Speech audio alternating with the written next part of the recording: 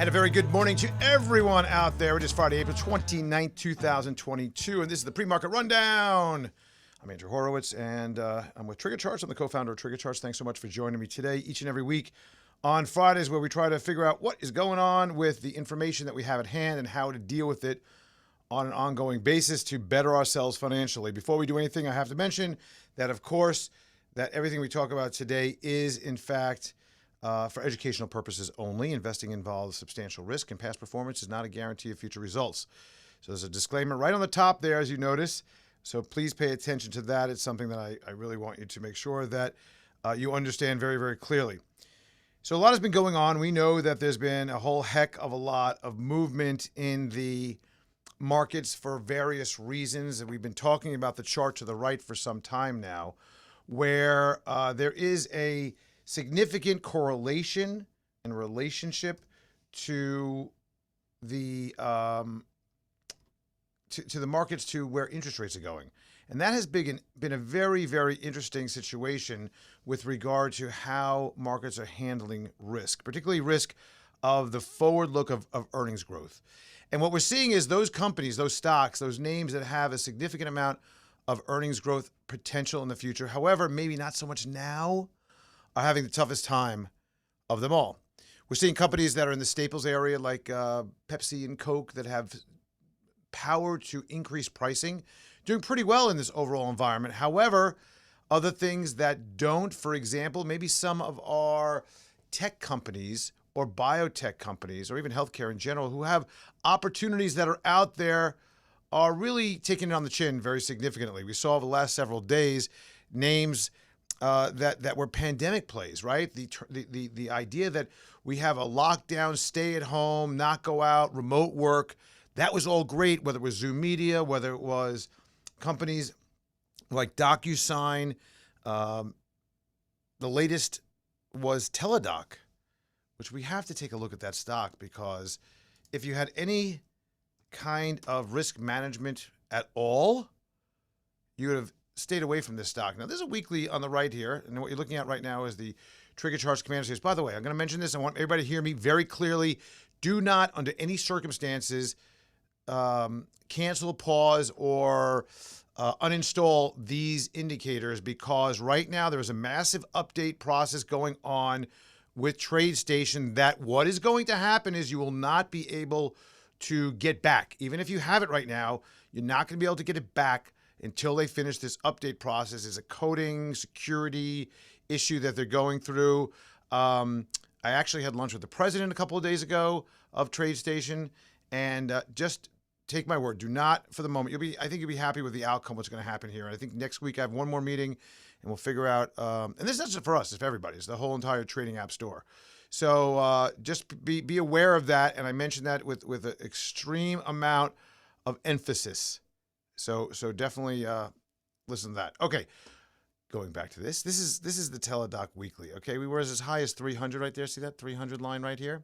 And then it started to drop precipitously. Now, you really don't see any trend going back from, let's call it right there, March of 2021 on our aileron that looked like there was really any possibility, besides a little blip right here, and that happened.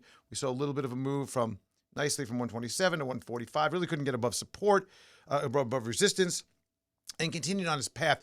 You could do all sorts of drawings on this that you want. I mean, really, you could just simply start drawing lines here and say, oh, well, take a look at that. It clearly has not been able to break any kind of significant levels besides this one little blip, stayed below its line. You could just look at the aileron where it is right here on the bottom here, which is showing us, let me get a pen here, on the bottom here, which shows us that it's below the zero line, right? The aileron has been below the zero line for some time. You could just say, well, look at the consistency of lower altimeters, right? We look at these levels. Just take a look at the blue. Lower, lower, lower, lower, lower, lower. That is a sign of a downtrend. However, look, this is a sign of an uptrend. Uptrend, uptrend, uptrend, questionable, uptrend, and then it just all moves down and lower. So what we have right now is a situation where this stock is down, I don't know, what is that? It's 90%, 85% round number from its high. one of the darlings, one of the greatest ideas of what happened during COVID was the idea that we don't have to go to our doctors anymore. How great is that? Well, that's a great idea. Execution seems to be a big problem in this entire process, though. So just think about really where things are and watch your back with what's happening, because we're really seeing a bifurcation. It's more than that. It's not two. Bifurcation is two, right? So it's not a bifurcation. It's more of a multiplication. All sorts of things are spreading out in all sorts of areas. I mean, today we're seeing gold up because the dollar is finally down. The dollar has been just on an absolute tear. When we look at the dollar, what is that? $ DXY, enter? Well, the enter always happens here. But this is, again, weekly. Look at this dollar move from, let's call it, not even 2021. Let's break it out from October of last year, 93 to 103. That's 10. That's about 12% move on the dollar basket. That is enormous. We're seeing that back off a little bit today, slightly. You can see there's a slight drop of the dollar. That's why we're seeing gold pick up a little bit. Gold has been in a holding pattern. It's been much better than equities. It's been a good hedge to a point of having no other options right now, because bonds, look at what's happening with bonds. You know, bonds are also taking a hit. This is the long bond from 155 to 120. We're talking about $30. It's 20% drop since December in the iShares a 20-year bond. This is why we've stayed away from this in terms of any bond exposure having an option to be on the short side. In other words, the shorter duration has been really much better for portfolios, but that's a bit different discussion here. So there's a lot of what do we say? Bifurcations. A lot of furcations of what's going on right now, that we have really good numbers, or at least a relief rally in Facebook, but yet we see that Netflix got smashed. We see that Microsoft did really well and Amazon is being crushed. So there's a lot of things that are happening that are very difficult right now to understand. One of the reasons why you want to make sure that you have a much lower amount of overall exposure when you're trading, and particularly not even intraday trading. So let me make something very clear. Let me teach you a lesson. I want you to listen to this. I think it's really important. Intraday trading, there's a lot more volatility right now. When you have a VIX that's over 30, you're right about that area, over 25 even, you know there's going to be a lot of volatility, whips and whacks and moving all around, and things get a little crazy. Well, what you want to do with that is you want to shorten your time frame. Shorten your time frame. If you're usually working on a daily, maybe look at a 240, a half a day. Maybe look at a 60-minute time frame and trade the same concept of how you trade now within that parameter. Okay, that's number one. Number two, what you also want to do is you want to look at the situation with regard to how much you're trading. Are you trading full positions? If you usually trade 5 contracts, maybe take it down to 2 and build on that till you can see the volatility get a little bit less, because what's going to happen is that your losses will be compounded.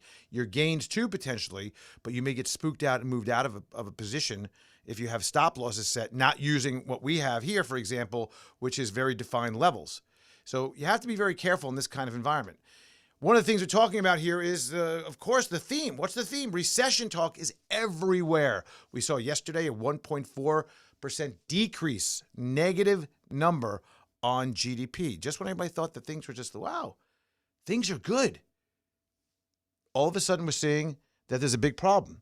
So when we look at the situation here with regard to the overall, markets and what's happening right now, I think we really have to recognize that there is a significant amount of concern that is being built into the markets because of this idea of a recession, which was yesterday, even though the markets were up, because then we think if there's a recession, then the Fed's going to be moving down. I don't know. So there's this crazy thing that's going on, and what's happening is that we're seeing that the bit of reversal is going on, but the recession talk is everywhere. Earnings talk and season about that is good. We're seeing that there's some reasonable numbers. Nothing has fallen off a cliff yet. A lot of companies are warning and saying, hey, we're worried about this or that, but it doesn't seem like there's a significant amount of really big concern that's going on. Can we do a quick sound check? Just really quick, just hit me back in the chat to make sure everybody can hear me okay. We got a couple of weird things going on in the system here. Okay, it's good. And then the big issue also is war. How far will things go? I mean, it's a big issue that people are having a discussion about. I mentioned earlier the USD. Well, yields are climbing and the USD is climbing. The yields are climbing in the US, and we're seeing that around the world, that China, for example, we saw this incredible move recently on the US dollar against the Chinese yuan due to the fact that China's talking about maybe stimulating, or more importantly, that there's a lockdown going on and they're really freaked out. And what do you do in a lockdown? Well, you can lock down your people, but you better pay them. You better keep them happy and fed and beers and tobacco and money. So that is an issue going on there. That's why I've been talking about watching very carefully things like the EEM, the K-Web. These are areas that we want to watch very carefully to see how they are doing, where they're going, and that will give us some interesting input into what is happening with regard to the rest of the world, because any stimulus from any major nation is good for the rest of the world. Make no mistake about that. Yes, it is directly influenced, for example, what Russia did, even though the Russian markets are really untradeable, or not really, they are untradeable right now. They dropped their interest rates by 300 basis points overnight, trying to stimulate. So that's in the face of significant amount of losses to what they've seen recently.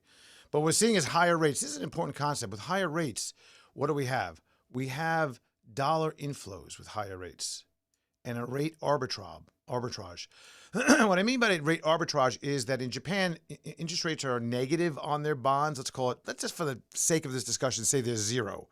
Well, what they do is they can actually sell bonds, take in money at the zero rate, which is good, and then even if it's around there, and arbitrage that into a 2% rate of money they get by buying the U.S. bonds. But when they do that, they have to convert the yen into dollars. That's what's helping raise the dollar up, and why there's a bit of a cap on yields. On the right side here is where our yields are. Right now, 2.9 and change has been that top up a little bit today, up 0.38, so at 2.9 again. It was 2.8 and change yesterday when we thought there was big problems. Weirdly enough, recession talk and a negative GDP print move the dollar up, which is odd. It's a safety trade, but this kind of move from 18 to 29 is really unbelievable when it comes to rates right now. The dollar's moving up. We're seeing rates move up. This is a parabolic move that we're seeing, no question about that. It may take a little bit more time. I would expect this to consolidate a little bit in this range here as we're seeing the potential for this arb trade that we've talked about. And I really would expect to take back some of that moving forward if, in fact, the economy continues to falter. Economics, we talked about that, right? Well, oh boy, GDP print, negative 1.4%. But what you're getting is all the talking heads talking about a technical pullback due to inventory. Maybe not. We talked about TLT earlier. KRI, let's take a look at that. Let's go over there. Where am I? Here. Nope. Where am I? My KRI is not even here. Do I not see it on the bottom? Let's see. No. I don't know what happened to it. The KRI, I think it was a zero, though. I looked at it earlier. Oh, here it is. Silly me. There's that line we took up, line in the sand. We looked at the 417, which we did get to a couple days ago, cracked below. Right now, market in equilibrium. Not the best thing you want to see because usually we're moving in the way of the trend. And as we discussed and discovered last week, the trend is down. What else do we have here? Earnings, banks and airlines, not bad. Next week and this week has been tech. There's a question. Here's the stocks we're going to do. Put your stocks that you want us to look at, or your futures or your currencies inside the box, and we will go through that. By the way, this is all being recorded as well. It will be on the TriggerCharts.com website in a little bit later today. Make sure you also listen to the Disciplined Investor podcast if you're not doing it already. What I want to look at, there's a couple of things I want to look at. If you haven't done so, set up a workspace that shows you the movers. These are the top movers of the day and the bottom movers of the day. This is all pre-market right now. But you can see like FinTech Therapeutics up 65%. You can see the volume and the trade, 13 million shares at 67,000 trades. We're seeing that GD Global, which is one of the stocks inside of the China area, which obviously if they're going to, in fact, stimulate, they're talking about taking it a little bit easier on tech. That's why Pinduoduo and Bilibili and JD and IQ are all doing pretty well. DWAC is doing really interesting as the concern about the Twitter deal going south and not happening continues to play out. Let me show you that. We talked about this as the Trump SPAC, right? This is the Truth Social. Is daily, okay. Really rolled over pretty hard as it wasn't working. as a lot of people were leaving, as a lot of concern was building. And what happened is we're seeing there's a significant amount of change in the dynamic all of a sudden in the last, this is daily, the last few days. It went from, this is pretty big, by the way. It doesn't look like it's that big, but 35 to where we are, 53 today. That is an enormous move. And a lot of this is probably short covering. We're over the top right now, 53 and change. Let's get to where we are. So we're at 53.50, which is right here. There's some definite congestion to the left here. And let's bring this line that we have already stored to where we are right there. 50, what do we say, 53.50? So that's where we are right now. There's some congestion right there at that line. You have to break over that. Next stop is probably going to be in the 57 area, 58, but then you have a big amount right there at 59. We'll take this down and mark this too. I would mark those and alert those on your chart to see if that's something that is of interest in areas, because above that, you do have the opportunity for this to move. This is a small value, small volume, small shares, but it is loved and hated. Loved by those that want free speech and Trump, hated by those that don't want free speech and Trump. And also, this is a really good barometer on the Twitter trade. You see that dropped off pretty significantly once that Twitter deal was announced. Let's go through some of the names we have on our list. And I got a couple that this is PayPal. Somebody's asked me about PayPal. PayPal had a good day yesterday. Everything had a good day yesterday. I mean, a 4% move on the NASDAQ during the day, the NASDAQ 100, pretty good overall. It was a combination of short squeeze, but also key names really pulling things up yesterday. A bit of a relief rally into the end of the month, maybe some window dressing, but here we are with PayPal. Again, if you look at this, there is just nothing good about this chart. If you go back in time, this is nothing good about this chart. The only thing that may be good about this chart, I'll give you one slope of hope, is that it is so beaten up that does it have the opportunity to go down any further? Well, yes, it does. We saw that yesterday. We saw a stock that was down 70%, down another 35% yesterday, or 42%. We looked at that earlier, right? That was Teladoc. And when you have a situation like we're seeing right now where there's indiscriminate selling and they said, you know what, things are going to go bad and things aren't going to be good.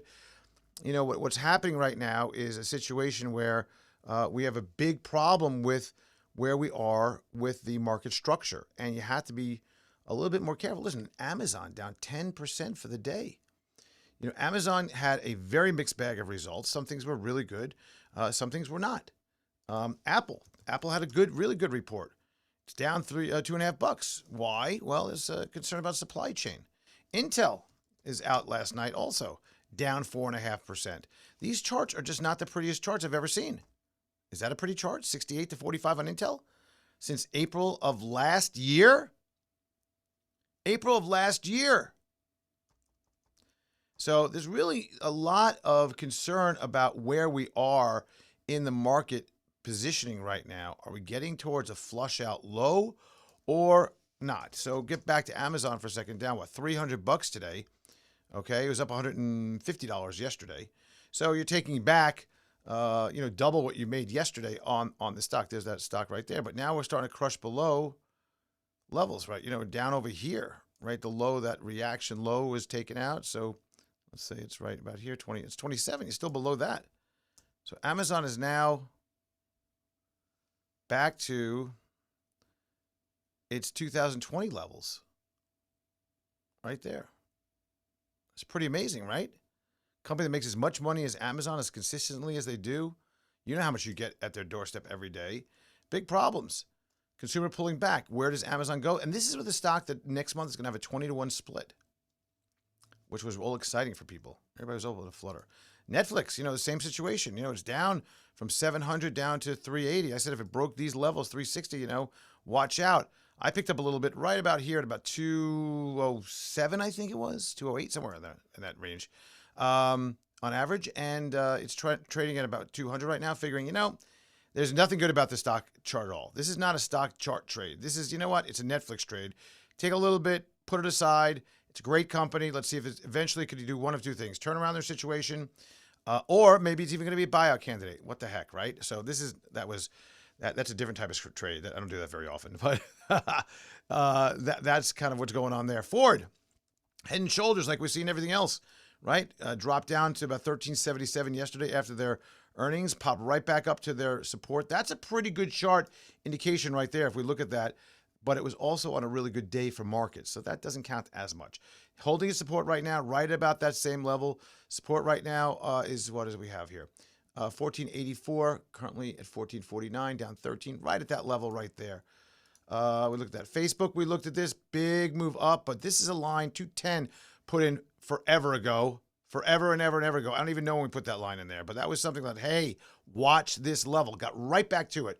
So it overshot to the downside, basically recovered up to, okay, maybe it's not as bad as we think. What else do we have? Upstart, again, just, is there anybody noticing a pattern here? This is a better chart. Lilly did a nice move, came right down to its support on a few days. That was really good support. If you look at this, again, drawing lines, right? Look at that. You can connect several lines across key levels of support. We saw that this was a problem, started to turn around a little bit, and they came out with that good drug. You know, they came out with their obesity drug or their lose weight drug. Maybe it's a better way to say lose weight drug. It's like 20% of your body weight you could lose by taking this drug. I'm in. I like it. What do we miss on the top here? Twitter? Twitter's questionable. You have to wonder, it's trading at 49 and change right now. That is an interesting level, right? This 49 level. Right now, they're thinking that it's going to be somewhere in this range it should get to, but yet we can't. The question is Elon going to actually do this? Is it going to happen? Is it going to, what's going on? Big issue right now as to whether or not he's going to bail on this, just get, I guess, bored. We talked about Tesla. Tesla sold, Elon Musk, this is where he sold $4 billion worth of stock, and everybody's all excited that it's over. So it was only seemingly Elon selling, which is totally ridiculous, right? You look at this, the volume is 45 million shares. He sold 4 million shares. It took the stock down 12%. So let me ask you something. Is that all Elon? I think not. But when you recognize that that's what the Tesla lovers are going to think, and it kept on going down yesterday, stopped selling right down to a support level. We'll move this right about there. Look at that. Perfect support, 817. Now trading at 896. I think there's somebody else that had a couple of questions here. Okay, there was this earlier I saw. Spotify, all-time low, cutting below its IPO or its direct listing. Look at that. Just, even though I'm one of the original podcasters, the OG of financial podcasting, they call me, even though that, I seem to think that I never really understood the model, paying so much for shows on the come for podcasts and to try to create this podcast, which nobody has done before. It was exciting in the beginning, interesting. The problem was that podcasters are going to get pretty pissed off for those that don't get the money that's still advertising that's going on. So the platform was one that was very centralized, taken over by them in a world that wants to be decentralized and self-owned. So now we have a situation where there is a significant amount of degradation about this whole thing. And, what we have right now is a stock that reflects that, right? That people just don't want that. Somebody's asking about ExxonMobil, which we had on our list as well. Looking pretty good, pretty snappy. XLE, which is a very interesting chart. We saw a little bit of a breakdown here as oil started to break down. Let's take a look at oil where we are. This is the future. At CL is the future, up today about 1% at 106, not able to get below this 94 level. So really good support. You break that, you got big problems. You're down to 86 in a flash. So let's draw a little line there. So when we look at this one day and take a look at this, we could even alert that level if we want to, but let's call it about 87. Break that, you got a problem. Actually, let's put another line in. Let's put this line in too. This is a key level right about here. So 92 to 87 is a big gap area right there that could be a problem. On the upside, though, you do have some upside. 108 is just a tad bit of resistance. 107.16 or 19, give or take, is a resistance level. 106 and change. So, you get above that, you could really move back to 117 pretty easily. And what's going on right now with Russia saying, hey, Poland and Bulgaria, you're going to have to pay in rubles. We're going to cut you off of natural gas, which they did. A big problem for this. These look pretty good, though. Is ARK a buy?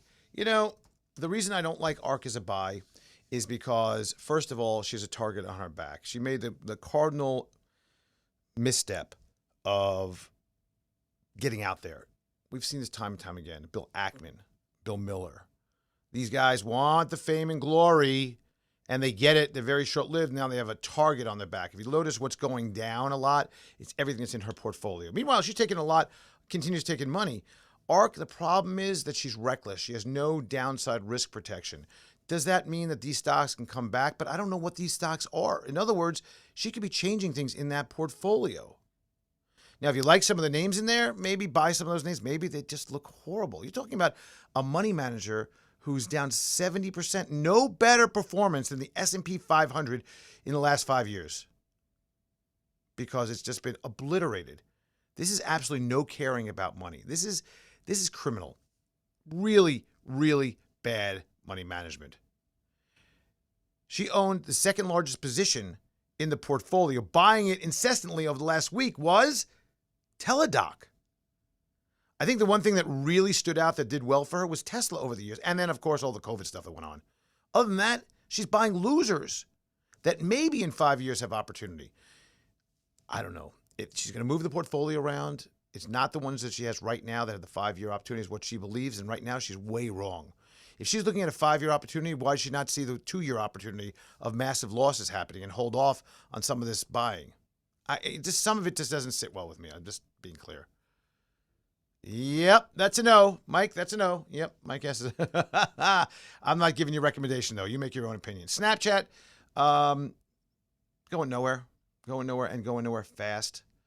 You have some opportunities to day trade this, right? You trade this to a 60-minute, and you could day trade this. There's no question about that. So you'd see there's great support here at 26.79 on the open the last few days. It holds, breaks out. It's finally above. But where's it stop? Right at its resistance point, right there. When we look to the right, when we draw lines, I'll draw a line just to prove this to you.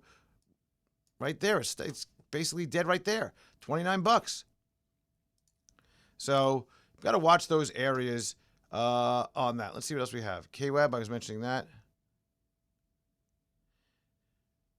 No, that's not what I'm looking at. KWeb, there you go. That looks better. So I talked about this, and I'm going to put this back to daily for a second here. We got one more minute.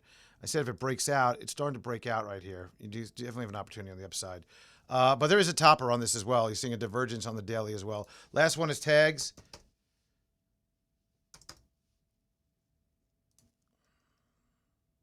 Yeah, these agricultural funds, I mean, look at this, 18 to 34. It's a winner. Is it going to go and stay there?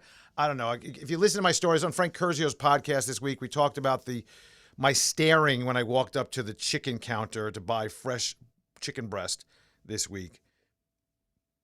Here's myself and 2 others. We were standing there and staring at the chicken breasts like crazy statues, looking, staring. And we're like, what's going on here? Because chicken prices went to $5.50 a pound in a place I usually buy it at $2.50 a pound. Which means that the other places around town that have more expensive pricing usually are probably $6, $7, $8 a pound. I said, who could afford this? And we're not going to buy this. And nobody else bought. I bought it.